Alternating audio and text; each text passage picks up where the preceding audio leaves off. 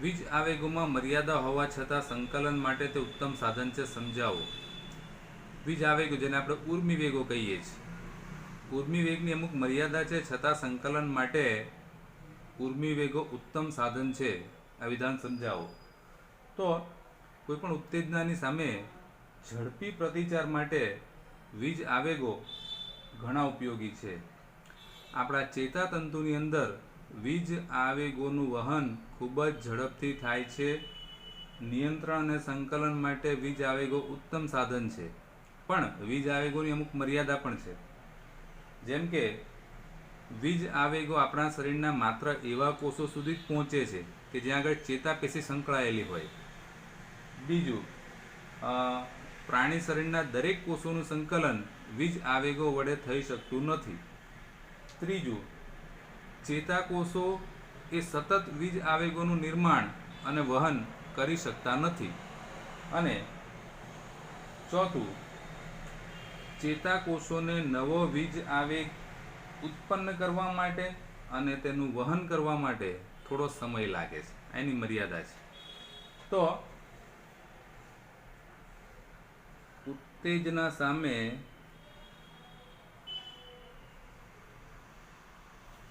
ઝડપી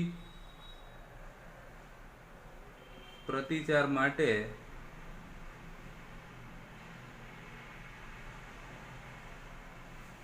વીજ આવેગો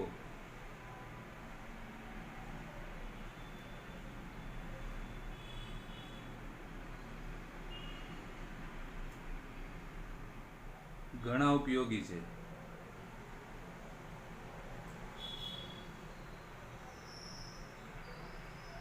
ચેતાતંતુમાં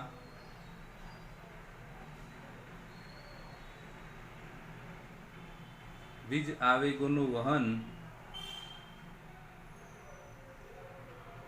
ખૂબ જ ઝડપથી થાય છે. તે નિયંત્રણ અને સંકલન માટે ખૂબ જ ઝડપી સાધન છે, પણ તેની અમુક મર્યાદા પણ છે.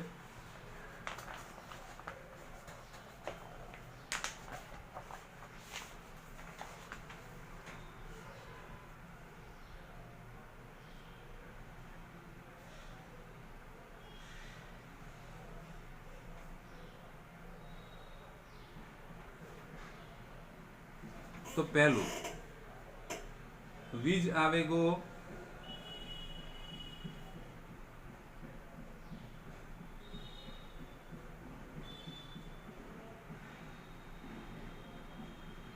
શરીરના માત્ર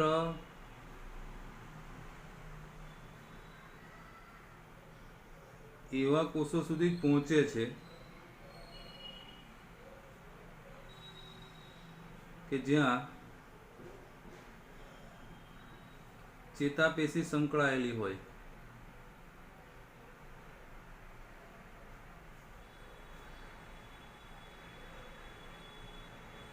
બીજું, પ્રાણી શરીરના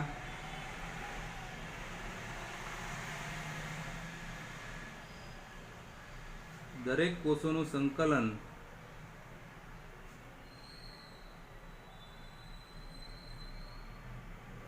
વીજ આવેગો વડે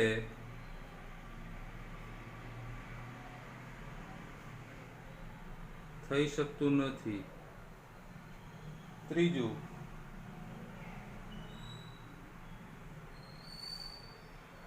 ચેતાકોષો સતત વીજ આવેગોનું વહન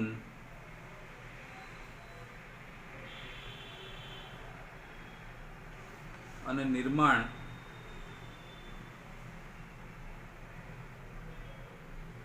કરી શકતા નથી. અને ચોથું,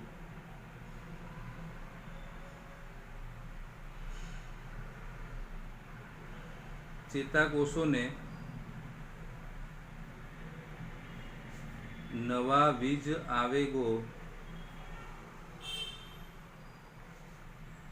ઉત્પન્ન કરવા માટે અને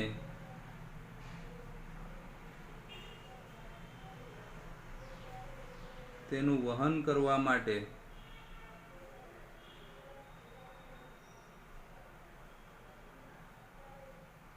સમય લાગે છે. ચાલો ફરીથી એકવાર, વીજ આવેગોમાં મર્યાદા હોવા છતાં સંકલન માટે તે ઉત્તમ સાધન છે સમજાવો. તો ઉત્તેજના સામે ઝડપી પ્રતિચાર માટે વીજ આવેગો ઘણા ઉપયોગી છે. ચેતાતંતુમાં વીજ આવેગોનું વહન ખૂબ જ ઝડપથી થાય છે. તે નિયંત્રણ અને સંકલન માટે ખૂબ જ ઝડપી સાધન છે, પરંતુ તેની અમુક મર્યાદા છે. જેમ કે વીજ આવેગો શરીરના માત્ર એવા કોષો સુધી જ પહોંચે છે કે જ્યાં આગળ ચેતાપેશી સંકળાયેલી હોય. પ્રાણી શરીરના દરેક કોષોનું સંકલન વીજ આવેગો વડે થઈ શકતું નથી. ચેતાકોષો સતત વીજ આવેગોનું નિર્માણ અને વહન કરી શકતા નથી. ચેતાકોષોને નવા વીજ આવેગો ઉત્પન્ન કરવા માટે અને તેનું વહન કરવા માટે સમય લાગે છે. અંતઃસ્ત્રાવી સંકલન કે રાસાયણિક સંદેશા વ્યવહાર સમજાવો. આપણો નેક્સ્ટ સવાલ. તો હમણાં આપણે વાત કરી કે વીજ આવેગો એટલે કે ઉર્મિ વેગો. ઉર્મિ વેગોની મર્યાદા છે કે શરીરના દરેક કોષો સુધી ઉર્મિ વેગો પહોંચી શકતા નથી. એટલે કોષો વચ્ચે સંદેશા વહન માટે કોઈ બીજી એક વ્યવસ્થા પણ હોવી જરૂરી છે. તો એટલા માટે વનસ્પતિ અને પ્રાણી બંને શરીરની અંદર અંતઃસ્ત્રાવ ઉત્પન્ન થાય છે. અંતઃસ્ત્રાવી સંકલન એ વિવિધ રાસાયણિક સંયોજનો દ્વારા પ્રાપ્ત થાય છે. આ રાસાયણિક સંયોજનો એટલે અંતઃસ્ત્રાવો. આપણા શરીરમાં અંતઃસ્ત્રાવી ગ્રંથિઓ આવેલી હોય છે અને એ અંતઃસ્ત્રાવી ગ્રંથિઓની અંદર અંતઃસ્ત્રાવ ઉત્પન્ન થાય છે. અંતઃસ્ત્રાવી સંકલન બહુ ધીમી પ્રક્રિયા છે, પણ શરીરના દરેક કોષો સુધી તે અસરકારક રીતે પહોંચી શકે છે. અંતઃસ્ત્રાવી સંકલન વનસ્પતિ અને પ્રાણી બંનેની અંદર સમાન રીતે અસરકારક હોય છે. વીજ આવેગોની સરખામણીમાં અંતઃસ્ત્રાવોની અસર લાંબા સમયની અને સ્થાયી હોય છે. અંતઃસ્ત્રાવો છે એના ઉત્પત્તિ સ્થાન અને એના કાર્યસ્થાન બંને અલગ અલગ હોય છે. એટલે કે અંતઃસ્ત્રાવ જ્યાં ઉત્પન્ન થાય છે તેનું કાર્ય હોતું નથી, પરંતુ એ રુધિર મારફતે ચોક્કસ સ્થાને વહન પામે શરીરમાં અને ત્યાં એની અસર દર્શાવે છે. તો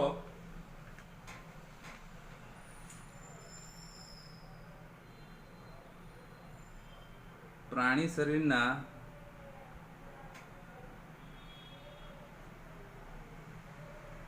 દરેક કોષો સુધી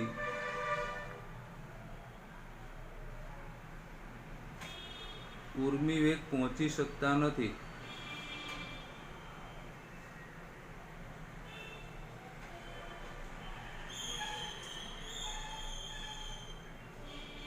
આથી કોષો વચ્ચે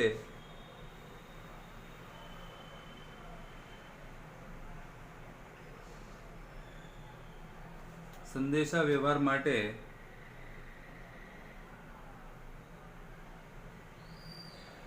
અન્ય વ્યવસ્થા હોવી જરૂરી છે.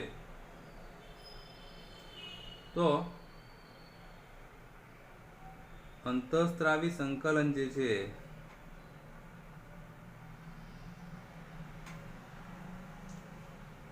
એ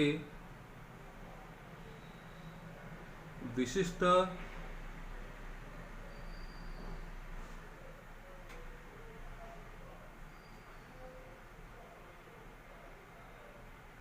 રાસાયણિક સંયોજનો દ્વારા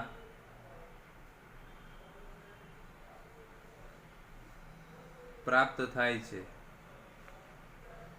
જેને અંતઃસ્ત્રાવો કહે છે.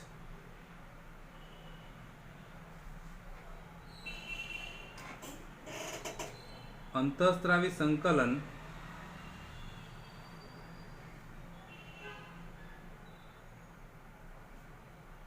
એ ધીમી પ્રક્રિયા છે.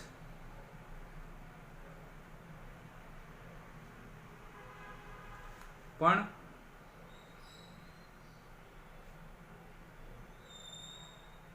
શરીરના દરેક કોષો સુધી તે અસરકારક રીતે પહોંચે છે.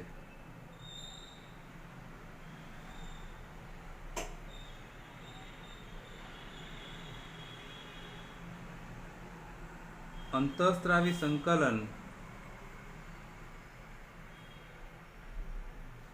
એ વનસ્પતિઓ અને પ્રાણીઓ બંનેમાં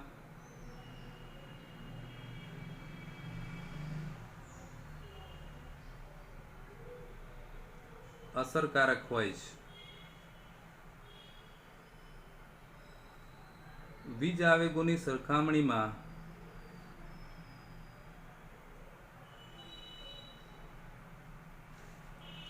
અંતઃસ્ત્રાવોની અસર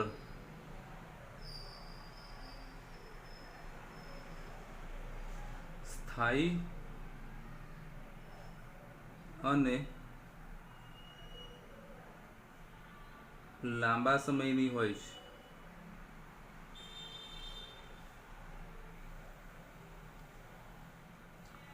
અંતઃસ્ત્રાવોના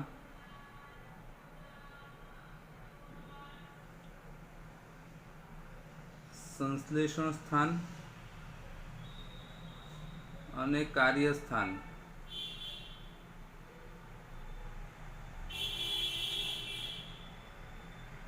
બંને અલગ હોય છે. ચાલો ફરીથી એકવાર અંતઃસ્ત્રાવી સંકલન અથવા રાસાયણિક સંદેશાવ્યવહાર સમજાવો. તો પ્રાણી શરીરના દરેક કોષો સુધી ઊર્મિ વેગ પહોંચી શકતા નથી. આથી કોષો વચ્ચે સંદેશાવ્યવહાર માટે એક બીજી વ્યવસ્થા પણ હોવી જરૂરી છે. અંતઃસ્ત્રાવી સંકલન એ વિશિષ્ટ રાસાયણિક સંયોજનો દ્વારા પ્રાપ્ત થાય છે, જેને અંતઃસ્ત્રાવો કહે છે. અંતઃસ્ત્રાવી સંકલન ધીમી પ્રક્રિયા છે, પણ શરીરના દરેક કોષો સુધી તે અસરકારક રીતે પહોંચે છે. અંતઃસ્ત્રાવી સંકલન વનસ્પતિ અને પ્રાણી બંનેમાં અસરકારક હોય છે. વીજ આવેગોની સરખામણીમાં અંતઃસ્ત્રાવોની અસર ધીમી હોય છે, પણ સ્થાયી અને લાંબા ગાળાની હોય છે. અંતઃસ્ત્રાવોના સંશ્લેષણ સ્થાન અને કાર્યસ્થાન બંને અલગ અલગ હોય છે. એટલે કે અંતઃસ્ત્રાવો જ્યાં ઉત્પન્ન થાય છે ત્યાં એ કાર્ય કરતા નથી, એનું કાર્યસ્થાન અલગ હોય છે. વનસ્પતિ અંતઃસ્ત્રાવો એટલે શું તેના વિશે વર્ણવો. તો વનસ્પતિ દ્વારા ઉત્પન્ન થતા અને વૃદ્ધિ, વિકાસ અને પર્યાવરણ પ્રત્યે પ્રતિચારનું સંકલન કરતા રાસાયણિક સંયોજનોને વનસ્પતિ અંતઃસ્ત્રાવો કહેવામાં આવે છે.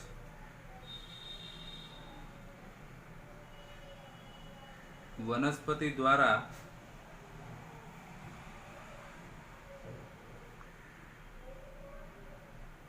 ઉત્પન્ન થતા અને વૃદ્ધિ, વિકાસ અને પર્યાવરણ પ્રત્યે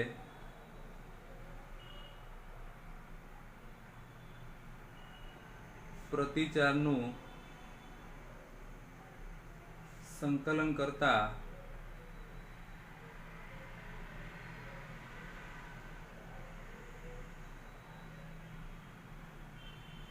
રાસાયણિક સંયોજનોને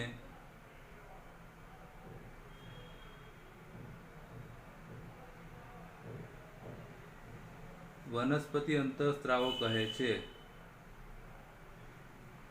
વનસ્પતિ અંતઃસ્ત્રાવો બે પ્રકારના, એક વૃદ્ધિ પ્રેરક અંતઃસ્ત્રાવો અને બીજા વૃદ્ધિ અવરોધક અંતઃસ્ત્રાવો.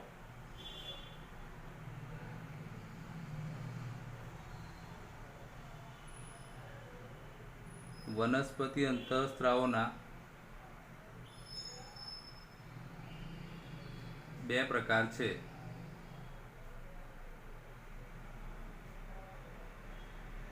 એક છે વૃદ્ધિ પ્રેરક અંતઃસ્ત્રાવો. આ વૃદ્ધિ પ્રેરક અંતઃસ્ત્રાવો 3 છે: ઓક્સિન, જિબ્રેલિન અને સાઇટોકાઇનિન. પહેલું આવશે ઓક્સિન.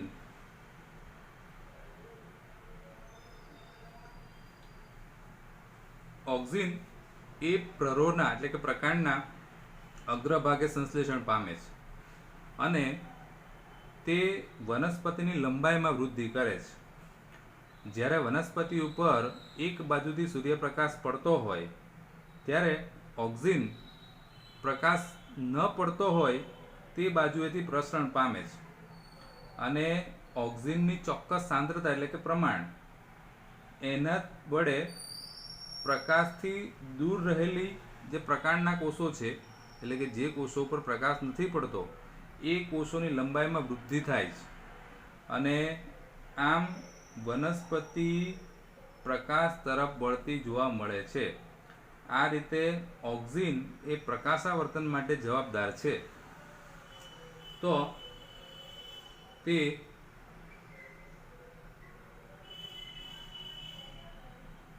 પ્રરોહના અગ્રભાગે સંશ્લેષણ પામે છે અને તે વનસ્પતિ કોષોની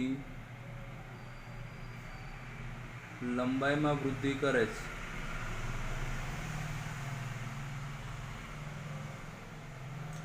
જ્યારે વનસ્પતિ ઉપર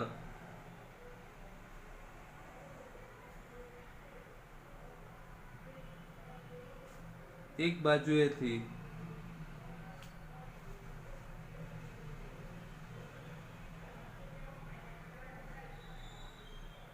પ્રકાશ પડતો હોય ત્યારે ઓક્સિન પ્રકાશ ન પડતો હોય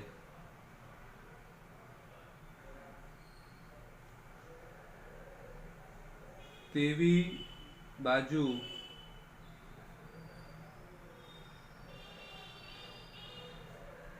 પ્રસરણ પામે છે. ઓક્સિનની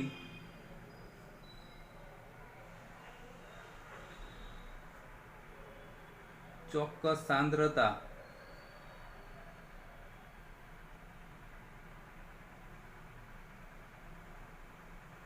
પ્રકાશથી દૂર રહેલા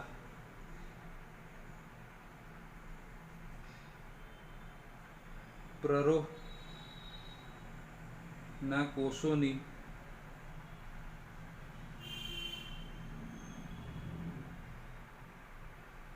લંબાઈમાં વૃદ્ધિ પ્રેરે છે અને આથી વનસ્પતિ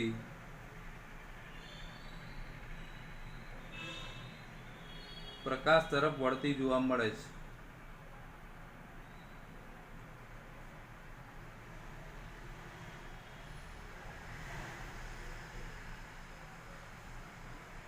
આમ ઓક્સિન પ્રકાશાવર્તન માટે જવાબદાર છે. ચાલો, એક ઓક્સિન, બીજું જિબ્રેલિન.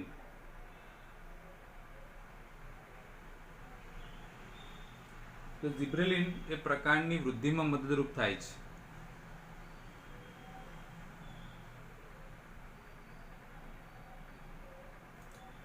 તે પ્રકાંડની વૃદ્ધિમાં મદદરૂપ થાય છે. ત્રીજું છે સાઇટોકાઇનિન.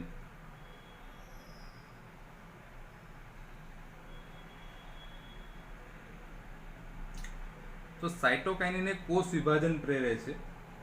ઝડપથી કોષ વિભાજન થતું હોય એવા ભાગોમાં કુદરતી રીતે તેનું પ્રમાણ વધારે હોય છે. ફળ અને બીજમાં તેની સાંદ્રતા વધારે હોય છે. તો તે કોષ વિભાજન પ્રેરે છે.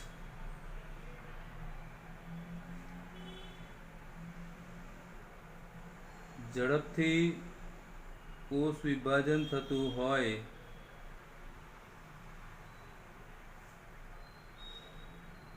તેવા ભાગોમાં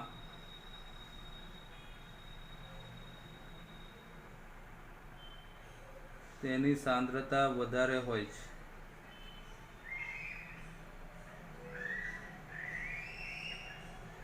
ફળ અને બીજમાં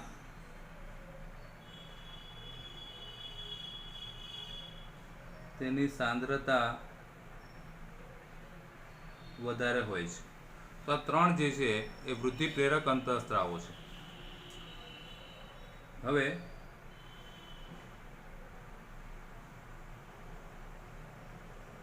વૃદ્ધિ અવરોધક અંતઃસ્ત્રાવો. તો વૃદ્ધિ અવરોધક અંતઃસ્ત્રાવ એક જ છે, એ છે એબ્સિસિક એસિડ.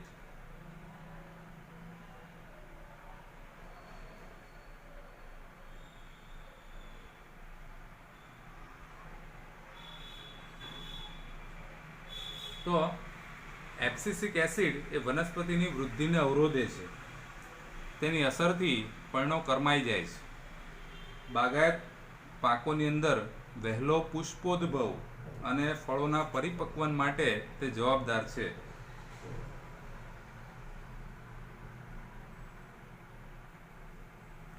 તે વનસ્પતિની વૃદ્ધિને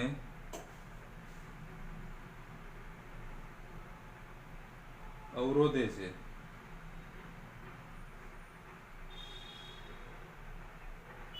તેની અસરથી પર્ણો કરમાઈ જાય છે.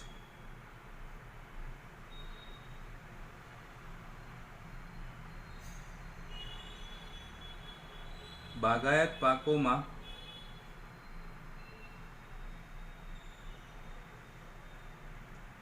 વહેલો પુષ્પોદ્ભવ અને ફળોના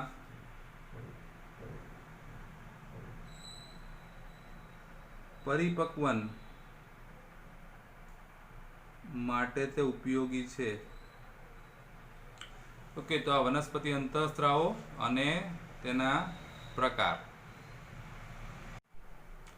લડવા કે દોડવાની સ્થિતિમાં કયો અંતઃસ્ત્રાવ સ્ત્રવે છે, એટલે કે ઉત્પન્ન થાય છે, તેની શરીર ઉપર શું અસર થાય છે? તો લડવા કે દોડવાની સ્થિતિ હોય એટલે કે જ્યારે કટોકટીની પરિસ્થિતિ હોય ત્યારે યોગ્ય નિર્ણય લેવાનો હોય તો એ સમયે આપણા શરીરમાં એડ્રિનલ ગ્રંથિ આવેલી હોય, આપણા મૂત્રપિંડ છે એની ઉપર આવેલી હોય છે. તો એડ્રિનલ ગ્રંથિમાંથી એડ્રિનાલિન નામનો અંતઃસ્ત્રાવ લડવા કે દોડવાની સ્થિતિમાં ઉત્પન્ન થાય છે. એની શરીર ઉપર શું અસર થાય? તો એડ્રિનાલિન એ હૃદયના ધબકારા વધારી દે અને પરિણામે શરીરના જે દરેક કોષો છે એને ઓક્સિજનનો વધારે પુરવઠો મળી રહે. બીજું, એ પાચન તંત્રમાં અને ત્વચામાં જે નાની ધમનીઓ છે એ નાની ધમનીઓની આસપાસના જે સ્નાયુઓ છે એ સ્નાયુઓને સંકોચે છે, એટલે ત્યાં આગળ રુધિરનો પુરવઠો ઓછો થઈ જાય છે અને આ જે રુધિરનો પુરવઠો છે એ કંકાલ સ્નાયુ પેશી તરફ વહન પામે છે. બીજું, ઉરોદર પટલ અને પાંસળીના સ્નાયુઓને સંકોચે છે, જેથી શ્વાસોશ્વાસનો દર વધી જાય છે અને આ બધી પરિસ્થિતિ આપણને લડવા કે દોડવા માટે તૈયાર કરે છે. તો લડવા કે દોડવાની સ્થિતિ હોય ત્યારે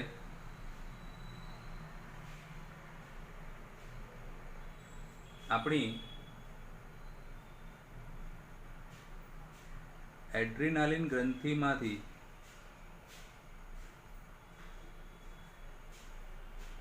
સોરી એડ્રિનલ ગ્રંથિમાંથી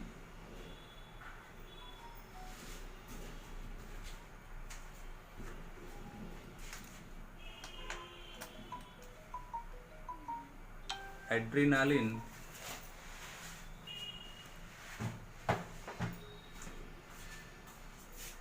નામનો અંતઃસ્ત્રાવ સ્ત્રવે છે.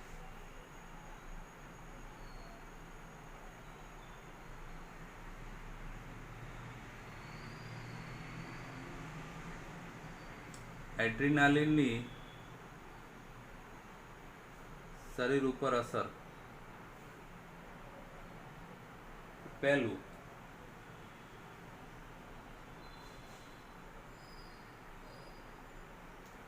હૃદયના ધબકારા વધે છે.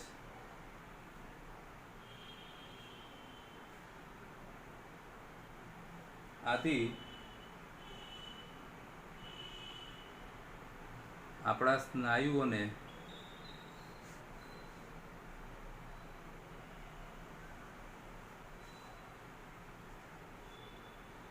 ઓક્સિજનનો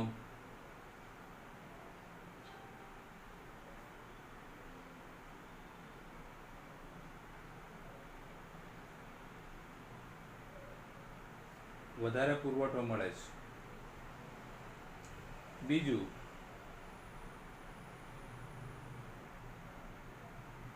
પાચન તંત્રમાં અને ત્વચામાં આવેલી જે નાની ધમનીઓ છે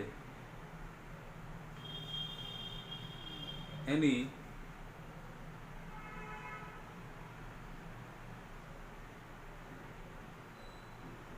આસપાસના સ્નાયુઓ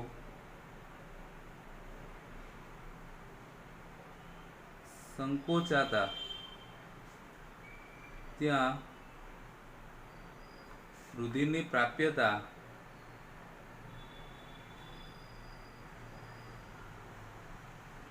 ઓછી બને છે અને આ રુધિર આપણી કંકાલ સ્નાયુ પેશી તરફ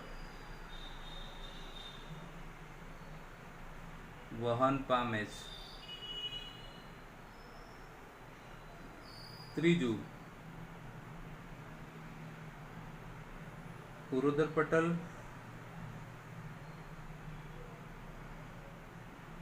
અને પાંસળીના સ્નાયુઓ સંકોચાય છે.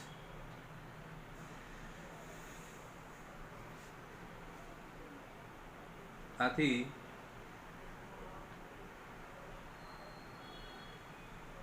શ્વાસોશ્વાસનો દર વધે છે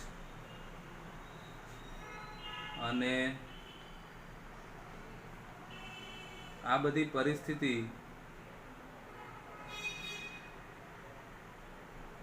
આપણને લડવા કે દોડવા માટે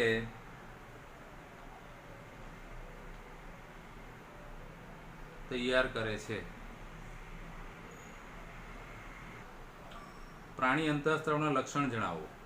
તો પહેલું, તે ચોક્કસ પ્રકારના રાસાયણિક સંદેશાવાહકો છે. તે રાસાયણિક સંદેશાવાહકો છે. તે ચોક્કસ અંતઃસ્ત્રાવી ગ્રંથિમાંથી સ્ત્રાવ પામતા રાસાયણિક સંયોજનો છે. તે શરીરમાં આવેલી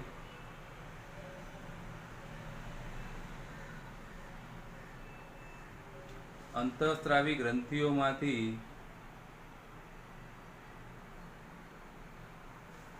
સ્ત્રાવ પામતા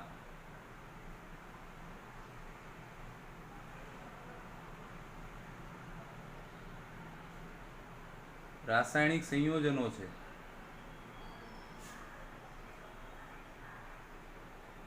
ત્રીજું, તે ચોક્કસ કોષો પેશી કે અંગો સુધી પહોંચી તેની અસર દર્શાવે છે. તે ચોક્કસ કોષો, પેશી કે અંગો સુધી પહોંચી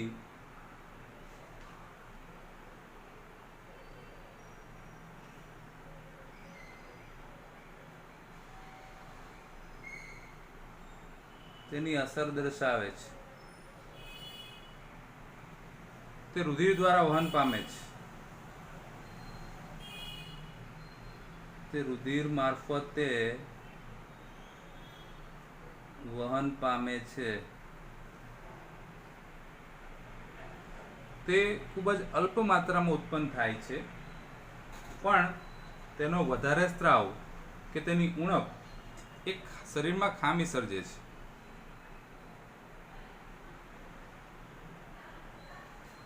તે ચોક્કસ માત્રામાં ઉત્પન્ન થાય છે, પણ તેનો વધારે સ્ત્રાવ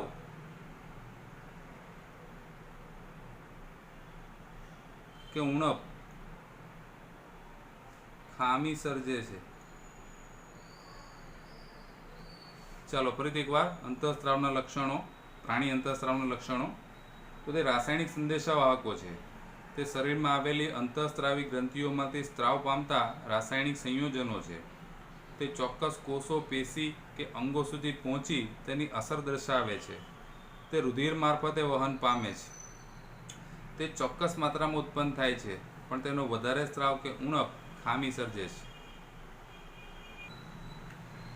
મનુષ્યમાં વૃદ્ધિ સાથે સંકળાયેલી ગ્રંથિ સમજાવો. તો મનુષ્યમાં વૃદ્ધિ સાથે સંકળાયેલી ગ્રંથિઓ બે છે, અથવા અંતઃસ્ત્રાવ બે છે. એક છે વૃદ્ધિ અંતઃસ્ત્રાવ, જેને ગ્રોથ હોર્મોન કહેવાય, અને બીજું છે થાઇરોક્સિન અંતઃસ્ત્રાવ. તો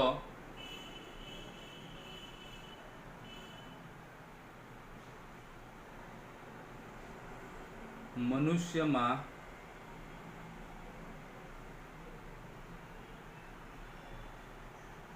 વૃદ્ધિ સાથે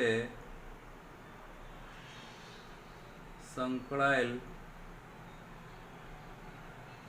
અંતઃસ્ત્રાવો બે છે.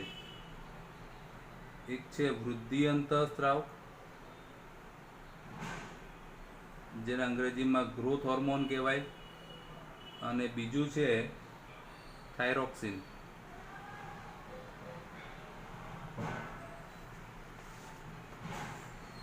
ચાલો પહેલું વૃદ્ધિ અંતઃસ્ત્રાવ, GH ગ્રોથ હોર્મોન. તો આપણા મગજની અંદર પિટ્યુટરી ગ્રંથિ આવેલી હોય, અને એની અંદર વૃદ્ધિ અંતઃસ્ત્રાવ ઉત્પન્ન થાય. વૃદ્ધિ અંતઃસ્ત્રાવની ઉણપને કારણે અથવા તેના વધારે પડતા સ્ત્રાવને કારણે ક્યારેક ખામી પણ સર્જાઈ શકે છે, પણ તે આપણી વૃદ્ધિ સાથે સંકળાયેલો છે. જેનામાં ગ્રોથ હોર્મોન વધારે ઉત્પન્ન થતો હોય, એમની હાઇટ વધારે હોય, અને જેમાં ગ્રોથ હોર્મોન ઓછો ઉત્પન્ન થતો હોય, એમની હાઇટ ઓછી હોય છે. તો તે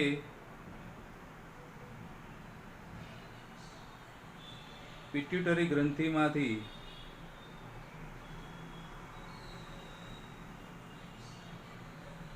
સ્ત્રવે છે, અને તે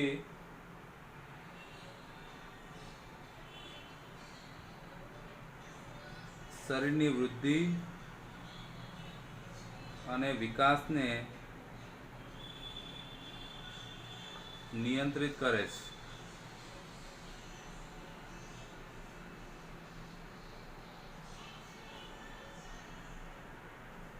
બીજું થાઇરોક્સિન.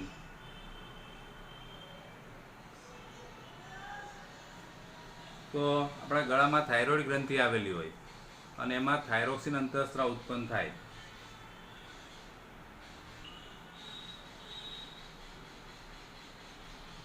તે થાઇરોઇડ ગ્રંથિમાંથી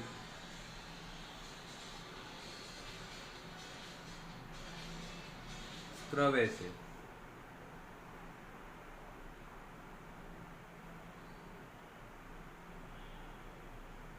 તેના સંશ્લેષણ માટે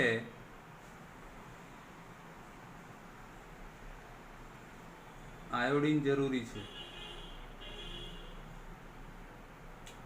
તે આપણા શરીરમાં કાર્બોદિત, પ્રોટીન અને ચરબી એના ચયાપચયનું નિયંત્રણ કરે છે.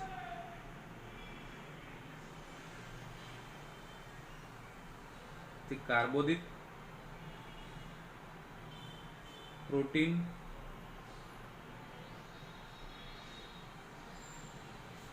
અને ચરબીના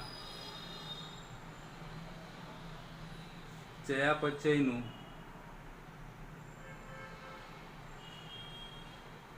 નિયંત્રણ કરે છે અને તે શરીરની સંતુલિત વૃદ્ધિ માટે જરૂરી છે.